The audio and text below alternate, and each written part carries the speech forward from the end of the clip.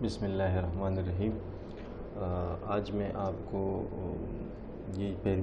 میری پہلی ویڈیو ہے کلاس 9 کے انگلش کے بارے میں، جو عام طور پر KPK میں پڑھائی جاتی ہے، پبلک اور پرائیویٹ اسکولوں دونوں میں، جو گورنمنٹ اسکول میں بھی پڑھائی جاتی ہے اور پرائیویٹ اسکول میں بھی پڑھائی جاتی ہے۔ اسٹوڈنٹس کے لیے یہ ویڈیو انتہائی اہم ہے، کیونکہ میں اس میں ایک چیپٹر کی مکمل اردو ٹرانسلیشن، اس میں MCQs، جو پورا ایکسرسائز، گرامر، جو بھی چیزیں ایک چیپٹر میں ہے وہ میں کر کے آپ لوگوں کو بتاؤں گا، اور ایک ویڈیو میں ایک چیپٹر آئے گا۔ آج میں آپ کو صرف اس بک کا فل ریویو دوں گا اس ویڈیو میں، کہ اس بک میں کون کون سے چیپٹر ہے اور کون سے چیپٹر میں کیا کیا چیزیں ہیں۔ سب سے پہلے ہمارے پاس جو چیپٹر ہے وہ پرافٹ محمد صلی اللہ علیہ وسلم کے بارے میں ہے۔ اس سے پہلے ہم نے جتنے چیپٹر پڑھے ہیں 6، 7، 8 میں، اس میں آپ صلی اللہ علیہ وسلم کی مختلف قسم کی خصوصیات بیان کی گئی ہے، اور آپ صلی اللہ علیہ وسلم کی شان میں جو مختلف قسم کی تعریفیں جو ہم کی صورت میں ہم نے پڑھی ہوئی ہے، جو نظم کی صورت میں ہم نے پڑھی ہوئی ہے، جو آپ اس کو جو بھی کہے، ہم نے پچھلے کلاسوں میں پڑھی ہوئی ہے۔ اس چیپٹر میں آپ صلی اللہ علیہ وسلم کی ٹالرنس کے بارے میں ہم پڑھیں گے، جو پہلا چیپٹر ہے پرافٹ محمد صلی اللہ علیہ وسلم ماڈل آف ٹالرنس۔ اس میں آپ صلی اللہ علیہ وسلم کی جو پہلے ہم پیج کھولتے ہیں تو اس میں رحمت للعالمین، جسٹس، ہیومینٹی، پیشنس، صادقین امین، اس ایک پوائنٹ سے ریلیٹڈ اس چیپٹر میں ساری چیزیں ہیں کہ آپ صلی اللہ علیہ وسلم کی رحمت للعالمین کے بارے میں بتایا گیا ہے، انصاف کے بارے میں بتایا گیا ہے، انسانیت کے بارے میں بتایا گیا ہے، صبر کے بارے میں بتایا گیا، آپ صلی اللہ علیہ وسلم کتنے سچے، صادق اور امین تھے، اس کے بارے میں بتایا گیا ہے۔ پھر اس سے ریلیٹڈ ایک چھوٹی سٹوری ہے اس لیسن میں، اس یونٹ میں آپ کے پاس۔ سب سے پہلے آپ صلی اللہ علیہ وسلم کی صبر کے بارے میں ہے، جو آپ صلی اللہ علیہ وسلم کو مکے سے باہر نکالا گیا، 3 سال جو ہے نا وہ آپ صلی اللہ علیہ وسلم نے بہت سخت گزارے، کیونکہ جس علاقے میں آپ صلی اللہ علیہ وسلم مکہ سے چلے گئے تھے، جس علاقے میں، اس علاقے میں پانی، خوراک، ان ساری چیزوں کی بہت زیادہ کمی تھی۔ انصار کو بہت زیادہ، جو آپ صلی اللہ علیہ وسلم کے فالورز تھے، ان کو بہت زیادہ مشکلات تھی، تو آپ صلی اللہ علیہ وسلم نے ان کو صبر کی تلقین دی۔ پھر جب آپ صلی اللہ علیہ وسلم نے مکہ فتح کیا، مکہ فتح کرنے کے بعد آپ صلی اللہ علیہ وسلم نے سب کفار کو جمع کیا، اس کو عام معافی کا اعلان کیا۔ سب کفار ڈرے ہوئے تھے کہ ہم نے مسلمانوں کے ساتھ بہت زیادہ زیادتی کی ہوئی ہے اور بہت ظلم ان پہ کی ہوئی ہے، تو وہ اس لیے ڈر رہے تھے کہ اب مسلمان ہم پہ غالب آ گئے اور سارے بدلے ہم سے لیں گے، لیکن آپ صلی اللہ علیہ وسلم نے ایسا نہیں کیا اور ان سب کو معاف کر دیا۔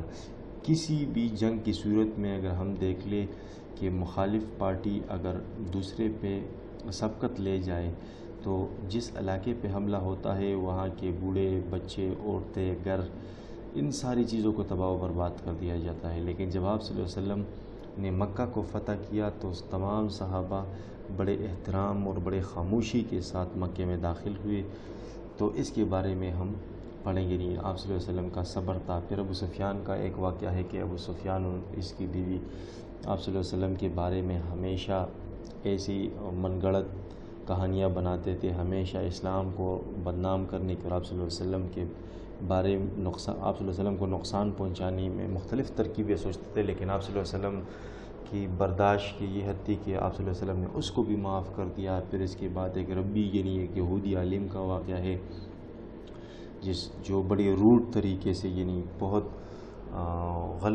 روڈ طریقہ ہی ہم اس کو کہہ سکتے ہیں،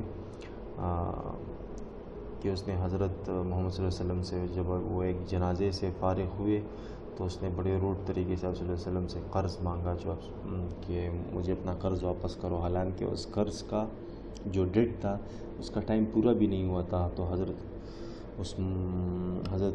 عمر رضی اللہ عنہ اور حضرت عثمان رضی اللہ عنہ بھی آپ صلی اللہ علیہ وسلم کے ساتھ تھے، تو حضرت عمر رضی اللہ عنہ نے اس یہودی عالم کو بڑے غصے سے دیکھا، آپ صلی اللہ علیہ وسلم نے کہا نہیں، وہ یہودی عالم سمجھ گیا۔ آپ صلی اللہ علیہ وسلم نے حضرت عمر رضی اللہ عنہ کو کہا کہ جاؤ اس کو اس کا قرض بھی واپس کرو، اور اس کو 20 سا یعنی کھجورے یا اس وقت کا جو بھی تھا اس کو ایکسٹرا زیادہ عطا پے کرو۔ جب وہ یہودی عالم کے پاس حضرت عمر رضی اللہ عنہ ہو گیا تو وہ حیران ہو گیا. اس نے حضرت عمر رضی اللہ عنہ سے پوچھا کہ ابھی تو قرض کا ٹائم پورا بھی نہیں ہوا ہے اور آپ نے مجھے 20 سال ایکسٹرا یعنی زیادہ دے دیے. تو اس نے کہا کہ مجھے آپ صلی اللہ علیہ وسلم کا حکم تھا، میں نے آپ کو دے دیے. تو یہودی عالم نے کہا کہ ہاں مجھے بھی پتہ تھا کہ قرض کا ٹائم ابھی تک پورا نہیں ہوا ہے، لیکن میں آپ صلی اللہ علیہ وسلم کا صبر دیکھنا چاہتا تھا کہ واقعی آپ صلی اللہ علیہ وسلم میں صبر ہے کہ نہیں ہے. تو اس طرح کی مختلف واقعات جو ہے نا آپ لوگوں کو جو اوپر جو 5 چیزیں دی گئی ہے اس سے ریلیٹڈ ہم اس میں مختلف واقعے جو ہے نا وہ اس چیپٹر میں پڑھیں گے. پھر اس کے بعد دوسرا چیپٹر آتا ہے Iqbal message to youth. Iqbal کا نوجوانوں کے بارے میں کیا سوچ ہے. علامہ اقبال نے نوجوانوں کو شاہین کے ساتھ تشبیہ دی ہے کہ اقبال کا نوجوان شاہین کی طرح ہوگا. شاہین کی ایک اپنی ایک کوالٹیز ہے، وہ بہت اونچا رہتا ہے پہاڑوں پر، وہ کبھی مردار نہیں کھاتا. پھر اس کے بعد علامہ اقبال نے کہا ہے کہ نوجوان نسل اگر اپنے آپ کو پہچان لے اور اپنی صلاحیتوں کو چینلائزڈ طریقے سے کر لے تو وہ ایک قوم کی سوشل، اکنامک اور پولیٹیکل یعنی سیاسی، سماجی اور معاشی ترقی میں اہم کردار ادا کر سکتا ہے. تو یہ چیپٹر ہم انشاءاللہ 1 بائی 1 ڈیٹیل کے ساتھ جو ٹرانسلیشن پڑھیں گے، لیکن میں صرف آپ کو اوورویو دینا چاہتا ہوں. پھر اس چیپٹر میں مختلف قسم کے اشعار علامہ اقبال نے جو لکھے وہ دیے گئے ہیں. پھر ایک ایک شعر کی ایکسپلینیشن ہے کہ اس میں کیا چیز ہے. یعنی نوجوان کا جو علامہ اقبال کی جو شاعری ہے وہ بالکل نوجوان پہ فوکس ہے کہ اگر نوجوان اپنے آپ کو پہچان لے تو وہ ایک قوم کے لیے بہت بہتر ثابت ہو سکتا ہے. پھر اس میں آگے جو اشعار دیے ہے کہ ستاروں سے آگے جہاں اور بھی ہے. یعنی اس چیپٹر میں لکھا ہوا ہے کہ اگر جو نوجوان ہوگا وہ اپنے لیے ایک آبجیکٹیو سیٹ کرے گا، ایک مقصد سیٹ کرے گا اور اس کو پانے کے لیے وہ محنت کرے گا.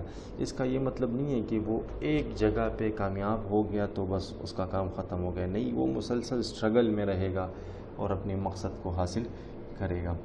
پھر مختلف قسم چیزیں ہیں. انشاءاللہ میں اس کو 1 بائی 1 جو ہے نا اس کو ڈیٹیل کروں گا. یہ میں صرف چیپٹر کا پورے بک کا اوورویو دے رہا ہوں. Quaid-e-Azam a great leader chapter number 3. آپ لوگوں نے آج تک جتنی بھی چیزیں پڑھی ہے یعنی 6, 7, 8 یا 1 سے لے کے 8 تک جتنی بھی چیزیں پڑھی ہے اس میں آپ لوگوں نے یہ پڑھا ہوگا کہ قائد اعظم کب پیدا ہوا، کہاں پیدا ہوا، والد کا کیا نام تھا، والد کا کاروبار کون سا تھا، اس کا پروفیشن کون سا تھا، ایجوکیشن کتنی حاصل کی تھی، اور موومنٹ سے ریلیٹڈ جو انڈیپینڈنس موومنٹ ہے، جو آزادی کا موومنٹ ہے، اس سے ریلیٹڈ کچھ چیزیں آپ لوگوں نے پڑھی ہوں گی. اس چیپٹر میں Quaid Azam a great leader کے بارے میں ہم پاکستان کے آزاد ہونے کے بعد جو صورتحال تھی وہ پڑھیں گے. یعنی قائد اعظم کون سے ایئرپورٹ پہ اترے، کراچی میرپور ایئرپورٹ پہ اترے، اس نے کون سی ڈریس پہنی ہوئی تھی، کتنے لوگوں نے قائد اعظم کا استقبال کیا، قائد اعظم کا کیا چاہتے تھے، اس نے کون کون سے پوائنٹس مطلب اپنے قوم کو بتائی. قائد اعظم اس میں ایک جگہ لکھا ہے کہ قائد اعظم بہت زیادہ پریشان تھے. وہ کس وجہ سے پریشان تھے؟ جو مہاجرین انڈیا سے آ رہے تھے ان کو راستے میں بڑے بے دردی سے قتل کیا جا رہا تھا. تو یہ ساری چیزیں ہم ود ٹرانسلیشن اس چیپٹر میں پڑھیں گے. پھر اس کے بعد آتا ہے 4 نمبر پہ ڈیفیڈلز، گل نرگس. ڈیفیڈلز یہ ولیم ورڈزورتھ کہ اس نے جتنے پوئمز بھی لکھے ہیں اس سے ایک پوئم لیا گیا ہے، اس کا ایک حصہ ہے، پورا پوئم نہیں ہے، اس کا ایک حصہ ہے. اور ڈیفیڈلز کو اردو میں گل نرگس کہتے ہیں. تو اس میں ساری خیالی باتیں ہیں، پرسونیفیکیشن ہے. پھر پہلے ہم سے سوال پوچھے گئے ہیں نیچر کیا چیز ہے، اور آپ نے کبھی نیچر کی بیوٹی انجوائے کی ہے کہ نہیں کی ہے، آپ نے ایسی جگہ کوئی وزٹ کیا ہے، یہ ساری چیزیں. پھر اس میں شاعر کہتا ہے کہ میں بادلوں کی طرح کہلاتا جو وہ بادل جو تیر رہے تھے اونچے پہاڑوں پر اور وادیوں پر. اور پھر میں نے گل نرگس کا ہجوم دیکھا جو دریا کے کنارے اور درخت کے نیچے تھا اور وہ ناچ رہے تھے، اور یہ منظر انتہائی حسین تھا. اور پھر اس کے بعد اس میں شاعر لکھتے ہیں کہ جب میں گھر میں اکیلا ہوتا ہوں، اپنے بیڈ پہ لیٹا ہوتا ہوں تو میرے آنکھوں کے سامنے ساری تصویریں آتی ہے جو اوپر اس نے بیان کی ہوئی ہے. کہتے ہیں یہ ایک بہت خوشی، مجھے بہت ایک خوشی دیتی ہے، فلیش کرتی ہے یہ ساری یادیں میرے آنکھوں کے سامنے. تو یہ بہت زبردست نظم ہے. انشاءاللہ اس کو ہم لائن بائی لائن پڑھیں گے، اردو میں پڑھیں گے، اس کو سمجھیں گے. اور اس کا جو گرامر، اس چیپٹر میں جو گرامر ہے، جتنی بھی چیپٹرز میں گرامر ہے انشاءاللہ اس میں تو نہیں ہے، لیکن میں آپ کو 1 بائی 1 اگلی ویڈیو میں ایکسپلین کروں گا. پھر اس کے بعد چیپٹر آتا ہے charter of Medina. Charter of Medina, جب آپ صلی اللہ علیہ وسلم مکہ سے مدینہ تشریف لے گئے اور مدینہ کے لوگوں نے کیسے آپ صلی اللہ علیہ وسلم کو ویلکم کیا، وہاں پہ مختلف قبائل جو تھے ان لوگوں کی آپس میں نہیں بنتی تھی، تو آپ صلی اللہ علیہ وسلم نے سب کو جمع کیا، ان کی صلح کروائی اور ان کے لیے ایک قانون بنایا کہ آج کے بعد ساری مدینہ کی ریاست اس قانون کے مطابق چلے گی. پھر اس میں یونیورسل ڈکلیریشن جو ہے یہ ادھر دیا ہوا ہے، تو universal declaration of human rights, اور یہ مختلف چیزیں اس چیپٹر میں دی ہوئی ہیں. انشاءاللہ ہم اس کو ود ٹرانسلیشن پڑھیں گے. چھٹا جو ہمارے پاس چیپٹر ہے یہ فن سے ریلیٹڈ ہے. اس میں زیادہ تر فنی مزاحیہ باتیں ہیں. نصر الدین کے حوالے سے اس چیپٹر میں لکھا گیا ہے کہ کوئی ملک کہتا ہے نصر الدین، اور اس کی ہر زبان، اس کی نصر الدین کی لطیفے ہر زبان میں اس کی ٹرانسلیشن یعنی اس کا ترجمہ کیا گیا ہے. مختلف قسم کے ملک کہتے ہیں، کوئی کہتا ہے نصر الدین ہمارا تھا، شہری تھا، کوئی کہتا ہے ہمارا شہری تھا، کوئی کہتا ہے ہمارا شہری تھا. مختلف کسی کہتے ہیں کہ اصلیت کسی کو بھی معلوم نہیں ہے کہ نصر الدین اصل میں کہاں کا تھا. تو اس کی جو لطیفے مختلف قسم کے ہیں جو بہت زیادہ پاپولر ہے وہ اس چیپٹر میں دیے گئے ہیں. اس کو ہم اردو میں 1 بائی 1 انشاءاللہ ٹرانسلیٹ کریں گے اور اسے مزے لیں گے. پھر اس کے بعد چیپٹر نمبر 7 آتا ہے 2 بارگینز. 2 بارگینز میں ہمارے پاس 2 قسم کی سٹوریز موجود ہیں. ایک کنویں کی جو کنواں ہے اس کی سٹوری ہے، اور دوسرا اونٹوں پہ جو سامان تھا حضرت عمر رضی اللہ عنہ لے کے آئے تھے وہ ہے. کنویں کے مدینہ میں ایک کنواں تھا، یہ تصویر دی گئی ہے. یہ ایک یہودی کے پاس تھا، یعنی وہ اس کا مالک تھا، تو اس کا پانی مسلمانوں پہ بیچتا تھا. مسلمان اسے آپ صلی اللہ علیہ وسلم کے پاس تشریف لائے. آپ صلی اللہ علیہ وسلم مسجد میں تشریف لے کر آئے اور کہا کہ ایسا کوئی ہے جو اپنی یہ جنت خریدنا چاہتا ہے. تو حضرت عثمان رضی اللہ عنہ اٹھ کے چلے گئے اور اس نے یہودی سے وہ کنواں لے لیا. اس نے یہودی سے کنواں کتنے میں لیا؟ ایک دن یہودی کا تھا، ایک دن حضرت عثمان رضی اللہ عنہ کا تھا. یہودی کے دن کوئی پانی نہیں لینے آتا تھا، حضرت عثمان رضی اللہ عنہ کے جو دن مقرر کیا گیا تھا اس پر سب مسلمان جو ہے وہ پانی لینے آتے تھے. تو یہودی نے وہ آدھا کنواں بھی حضرت عثمان رضی اللہ عنہ کو بیچ دیا. یعنی یہ جنراسٹی، سخاوت تھی حضرت عثمان رضی اللہ عنہ کی کہ اس نے وہ کنواں لیا اور مدینہ کے لوگوں کو فری میں دے دیا کہ آپ لوگ اس سے فری میں پانی لے جا سکتے ہیں. اور جو یہودی تھا جب وہ اس کے پاس تھا تو وہ اس کنویں کا پانی بیچتا تھا. یہ اس کی تصویر ہے. پھر اس میں دوسرا قصہ ہے کہ مدینے میں کات آیا تو حضرت عمر رضی اللہ عنہ اپنے ساتھ اونٹ سامان سے لد جو ہے وہ مدینہ لے کر آئے. پھر حضرت عثمان رضی اللہ عنہ نے کہا کہ میں آپ کو اتنا منافع دیتا ہوں، آپ مجھے یہ دے دے تاکہ میں یہ مدینہ کے لوگوں میں بانٹ سکوں. اگر میری کسی جگہ پہ غلطی ہو تو یہ میں صرف بک کا اوور ویو دے رہا ہوں. پھر ہم ایک ایک چیپٹر کو آرام سے پڑھیں گے، اس کا ترجمہ کریں گے، اور جو ٹرانسلیشن جو میں آپ کو بتا رہا ہوں ٹرانسلیشن کریں گے، اس کے کویشچن آنسرز کریں گے، اس میں گرامر کا جو پورشن ہے وہ کریں گے، اس کی ویکیبلری کریں گے، اس میں جو ایکٹیویٹیز ہے وہ ساری چیزیں اس میں ایک ایک ویڈیو میں آپ کو ایک ایک چیپٹر فل ایکسپلین کر کے دوں گا. تو حضرت عثمان رضی اللہ عنہ نے کہا کہ میں آپ کو دگنا تگنا جو چوتھا 10ویں بار یعنی میں آپ اس کو قیمت ادا کرنے کو تیار ہوں. اس میں فل سٹوری ہے وہ انشاءاللہ ہم ڈیٹیل سے پڑھیں گے. پھر اس کے بعد ایک نظم آتا ہے hope is a thing with feather. یہ امید کے بارے میں ایک نظم ہے کہ ہوپ کیا چیز ہے.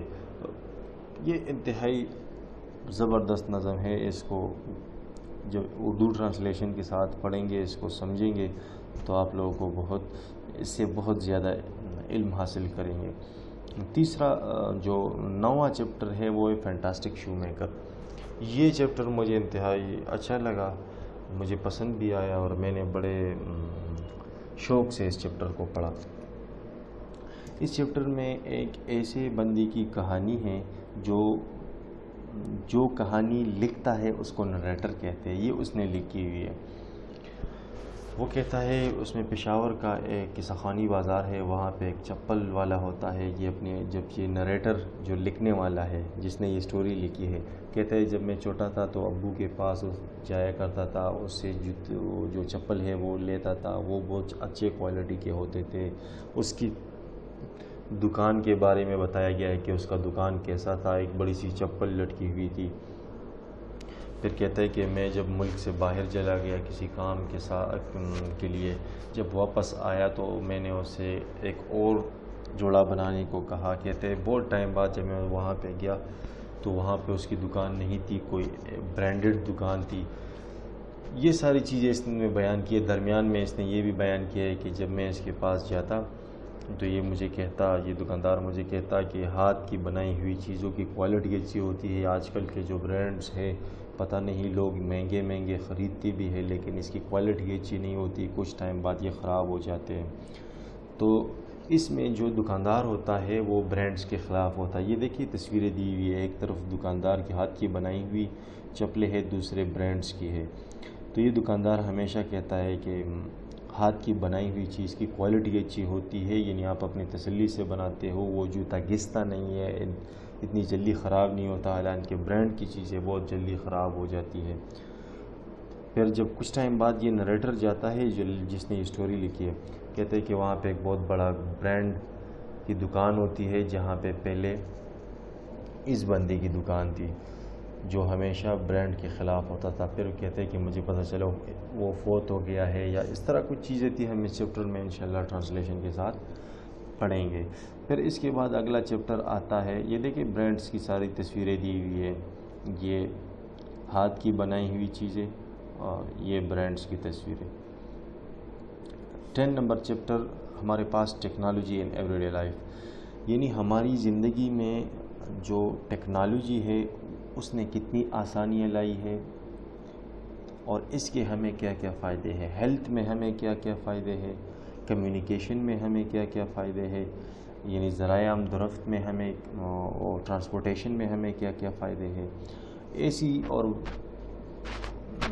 زراعت میں ہمیں کیا کیا فائدے ہیں. ایسی بہت سی چیزیں جس نے ہماری زندگی کو آسان بنایا ہوا ہے ٹیکنالوجی کی مدد سے.